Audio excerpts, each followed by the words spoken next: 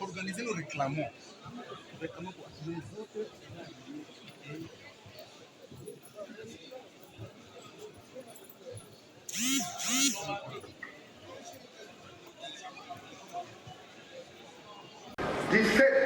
Sur les 26 provinces qui étaient de manière préoccupante. Sud-Kivu et Tanganyika. Voici les... un quelconque développement à la base, devant les soubresauts et confusion de toute n'a cependant pas eu d'effet immédiat. Regarde aussi la redevabilité envers nos populations.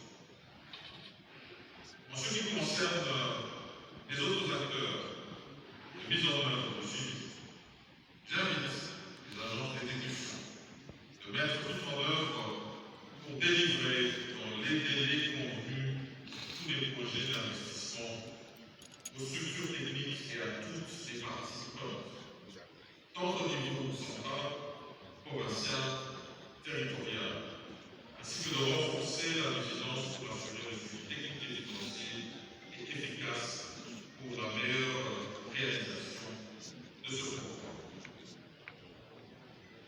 Un autre défi à ne pas négliger est celui que je pourrais qualifié aujourd'hui de première génération du programme des 145 territoires, mais aussi de prendre en compte tous les besoins particuliers des territoires et des provinces en général, et de s'assurer de la poursuite de ce programme volontariste tel que exigé par son Excellence, Monsieur le Président de la République. Honorables députés provinciaux, mesdames et messieurs, distingués invités, je voudrais clore mon propos de ce jour en réitérant mes remerciements à vous tous, les députés provinciaux, pour la qualité du travail abattu ainsi que de vos recommandations. Je vous invite donc à soutenir la mise en œuvre de ce programme et faire le meilleur usage possible afin de donner plus de visibilité au processus de lutte contre la pauvreté et la réduction des inégalités entre les différentes couches et les territoires. Il y a un souci. Et voilà pourquoi le gouvernement a voulu qu'il y ait un programme axé sur le développement des territoires. Et les élus sont ces genres d'hommes et de femmes qui vivent à la base, qui connaissent bien les axes à réhabiliter, le nombre d'hôpitaux à construire, le nombre d'écoles, bref, comment développer les infrastructures de base.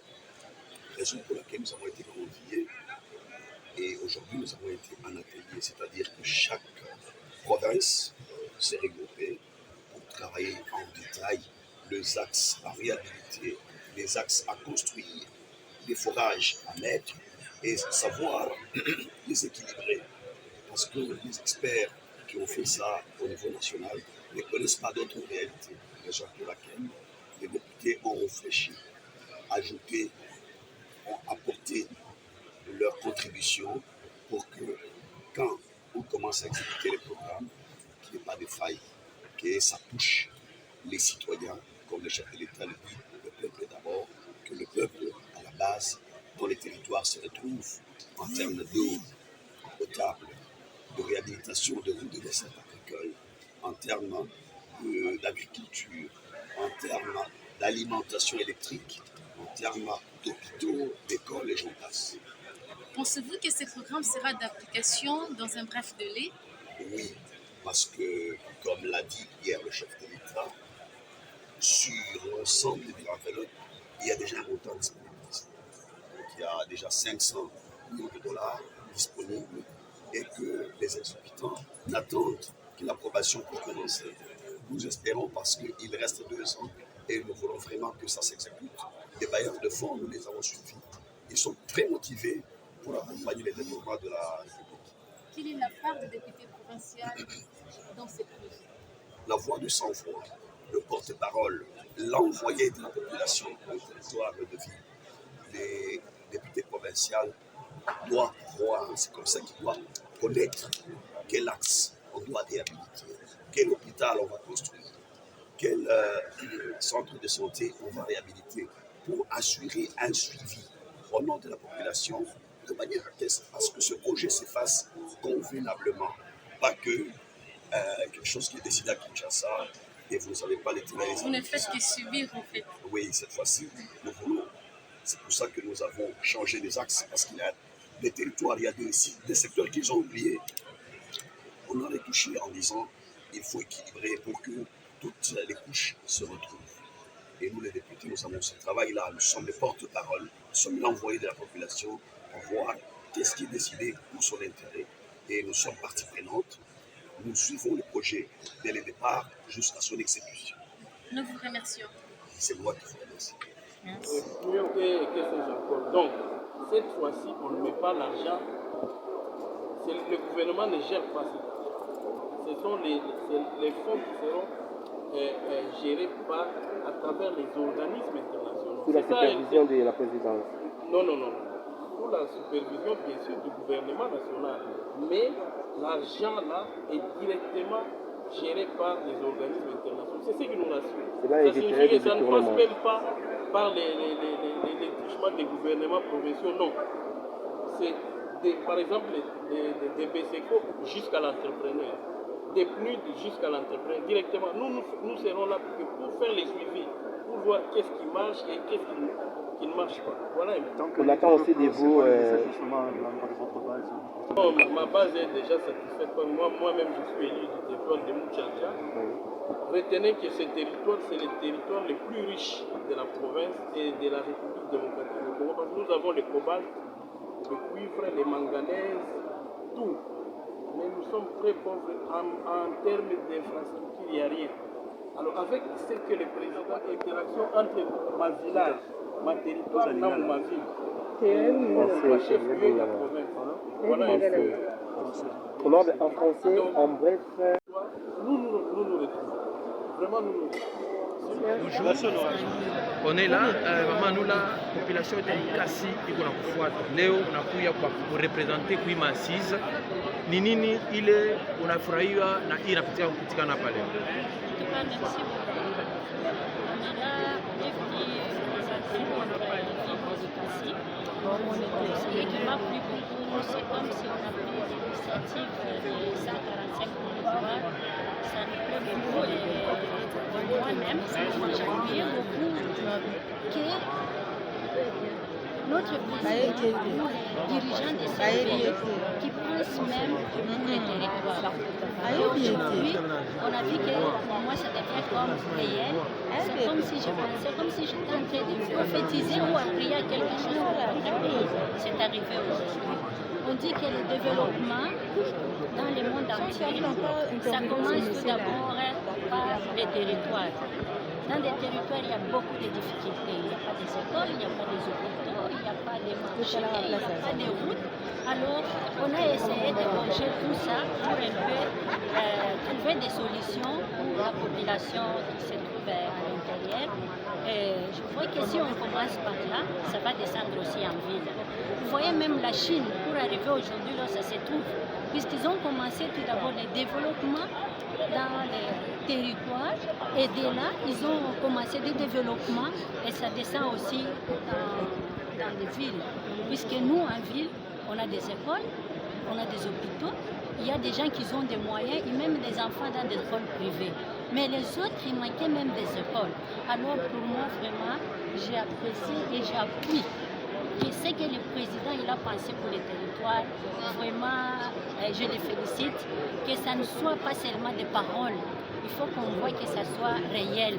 En tant qu'élu du peuple, on va commencer à suivre et voir si vraiment ces initiatives-là, ça commence déjà à marcher. Alors, message quand la population elle est si message en tout cas, je vais passer un message à la population, à la jeune. bayua sema kama tunatafuta kwanza construire bintu, tunatafuta ni development. Kama on a dit banjembe no territoire, après tutarudia kwetu mumavili. Kama bo banakuwa na ile maide ya kupomona ya kuiba, ndio unarudisha mkini wetu Kongo. Tutapata je ba investisseur ndio kwa kuinvestir mwetu ke ba jeune bapate makaji. Kama vile unafanya hivi tutaona mtu la atakuwa kuinvestir mwetu, bataanza kuongopa kila baba na komonaka la baba na ibaka tout ça. Alors mine ba conseiller ba chele ma problème, ba accompagner président, ba to accompagner juu ya kuresir pays yetu ikwe kumbele sa ma pays mengine. Merci beaucoup. Merci. Que proviennent le problème de production, le problème de manger, et les territoires sont moteurs de production. Alors, ça sera quoi le message que vous adresserez à toute la communauté de votre circonscription électorale? À toute ma communauté, c'est-à-dire le territoire de Cambo, qui est riche en sol et en sous-sol, mais où la population est toujours pauvre, de s'approprier de ces projets. De s'approprier de ces projets et de maintenir les ouvrages qu'on va faire lors de ces projets. S'approprier, c'est-à-dire la participation citoyenne, la maintenance et la sauvegarde. Et nous, les élus du peuple, nous serons là pour les accompagner et être ensemble à ce que ça profite et ça puisse donner de bons rendements. Par bon rendement, nous pensons le relèvement des niveaux de vie. Alors, c'est quoi les quelques recommandations que vous pensez que c'était important que vous soyez associés à ces projets? Vous voyez que c'était très important d'être associé à ces projets parce que lorsque nous l'avions partagé, il est un fait que le groupement de Katanga n'était pas bien assorti. On a concentré beaucoup de projets dans la vallée de la Lufira et pourtant là-bas, la vallée de la Lufira a profité de beaucoup d'actions de la redevance minière. Et le groupement Katanga qui regorge plus de 7 grands mines géants et qui a les filons les plus riches a été oublié. Le fait que nous avions été là, nous avons corrigé. Il y a eu aussi qu'on a mis sur Kambov Kakanda. On a aussi corrigé pour dire que Kakanda fait partie de la province de Lualaba. Il y a eu autant d'observations. Moi, surtout, j'ai martelé sur le problème de la réhabilitation de la construction des cachots et surtout le tribunal de paix qu'on n'en a pas. Et puis la réinsertion des jeunes par la création des centres d'apprentissage. Il y a autant de choses qu'on a ajoutées, on a amendé, on a fait des recommandations qu'on espère avoir de bons résultats. Vous voyez, j'ai parlé aussi de l'érosion qui mine par exemple les territoires de Kibushi. La route de Kibushi vient encore d'être occupée. Voilà de telles choses qu'on peut marteler. Mais si nous n'étions pas là, il y a des choses qui seraient restées comme ça et les autres servis et les autres pas. Cela pouvait provoquer des discordes et de mésententes. Merci beaucoup, Nora. Merci. De notre pays doit savoir que fait partie de la préoccupation des projets de notre pays. Merci beaucoup. Journaliste, les routes, c'est comme le sang qui circule dans les veines, qui véhicule et l'air et l'eau. Eh bien, nos territoires sont abandonnés, sont enclavés à cause du fait que toutes les routes construites par les colonisateurs sont aujourd'hui dans un état de délabrement trop avancé. Et donc, si le président de la République a eu l'idée de pouvoir développer la RDC en commençant par la base, c'est ce qu'on a toujours oublié depuis, je crois, des décennies. Et donc, avec les routes, nous avons pu apporter nos amendements pour certains axes, dont par exemple les kilométrages pouvaient être modifiés, ou encore des ponts qu'on a pu oublier, ou encore des endroits d'érosion. Eh bien, soit qu'il fallait ajouter pour qu'on arrive sincèrement à bien développer. Ça, c'est le domaine des routes. Donc, s'il faut même prendre tout l'argent qui a été prévu pour lancer les travaux à la base, en priorité, nous pouvons vous rassurer que les routes doivent être vraiment prise en compte.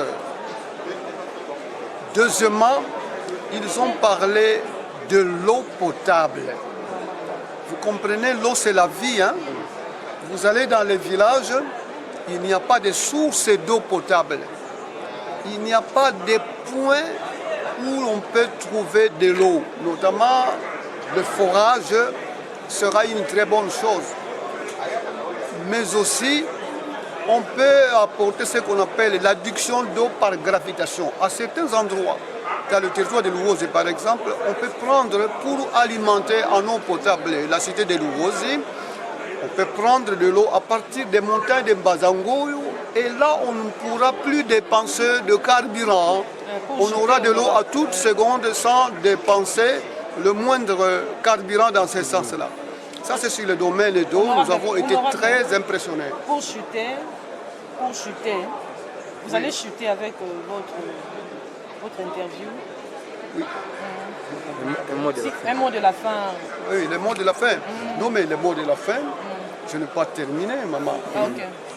À part l'eau, les routes, ils ont parlé des écoles à construire, ils ont parlé aussi des centres de santé à construire, mais aussi ils ont parlé de l'énergie. Dans cette énergie-là, par exemple, il faut construire des mini-barrages hydroélectriques.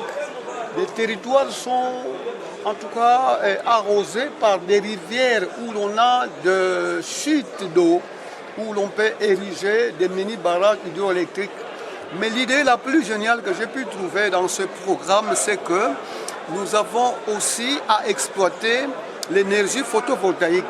Vous vous imaginez, la Terre reçoit en un jour plus d'énergie que la population mondiale n'en consomme pendant toute une année. Et donc le photovoltaïque est bien adapté pour le milieu rural parce que là-bas ce sont des sites isolés, parce que le réseau électrique, notamment de la SNEL, n'existe pas dans nos villages à cause de la distance, mais aussi du coût que cela peut prendre.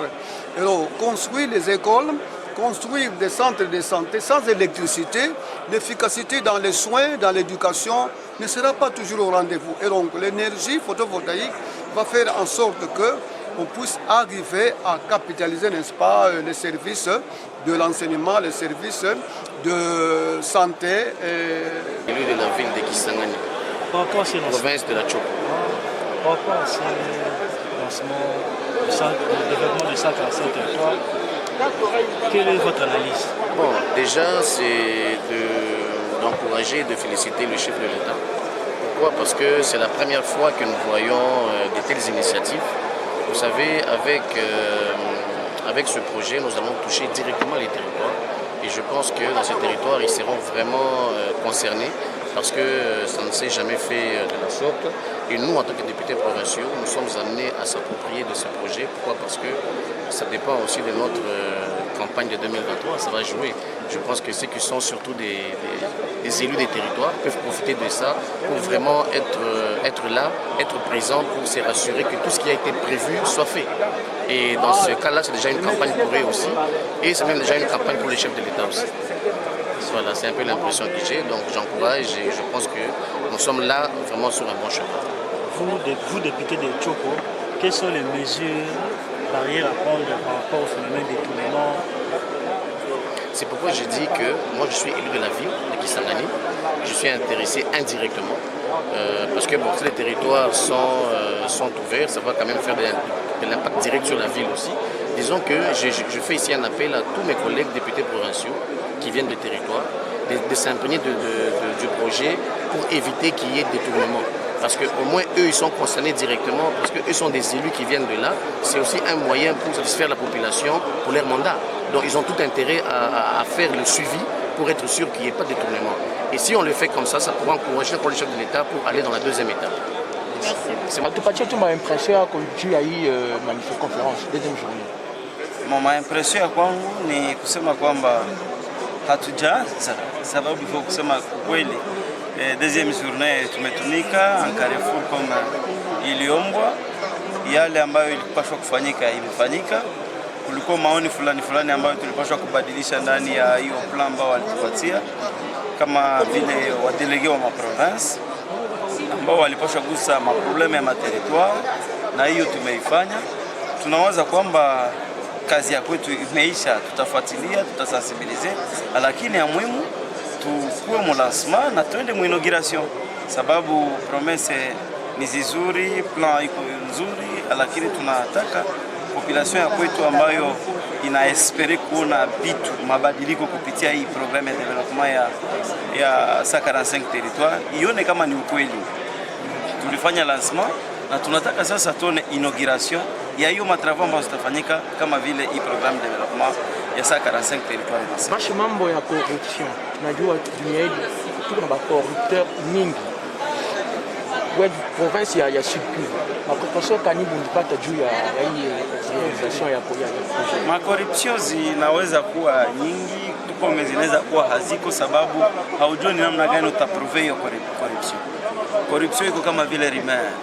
Avata corrompre, on ne va pas vous corrompre et on appelle un témoin pour certifier finalement qu'on a corrompu X ou Y. Nawaza kwamba hiyo makoruption haiko na témoignage, mais nous sommes venus pour exploiter, donner des propositions par rapport au programme. Na hiyo programme ndio iliacha tunafika hapa. Mambo ya makoruption hiyo ni kigeni, lakini tunawaza kwamba kupitia sisi kama vile wadelegate ambao tukikuja materitoire province za kwetu zitaona mabadiliko, sababu raia anasema kwamba tunafanyaka malancement officiel. Ni wakati gani tutafanya sasa inauguration ya hiyo malancement ambazo zilifanyika kuhusu mambo fulani fulani, na ni hiyo raia ya kwetu na chunga. Asante. Vous avez assisté à cette activité. Quelle est votre analyse par rapport à cette activité qui concerne le développement de 145 hectares? Je vais répondre comme j'ai répondu hier à ceux qui sont venus me poser la même question. J'ai confirmé que le développement à la base, c'est quelque chose de grandiose à souhaiter sans rien à faire. On avait suivi hier le Premier ministre, comme par exemple c'est le président de la République, ils ont dit. Son Excellence, Monsieur le Vice-ministre, ministre de l'Intérieur, Sécurité, décentralise un système provoqué soit par de motions de censure ou de défi. Pour ce qui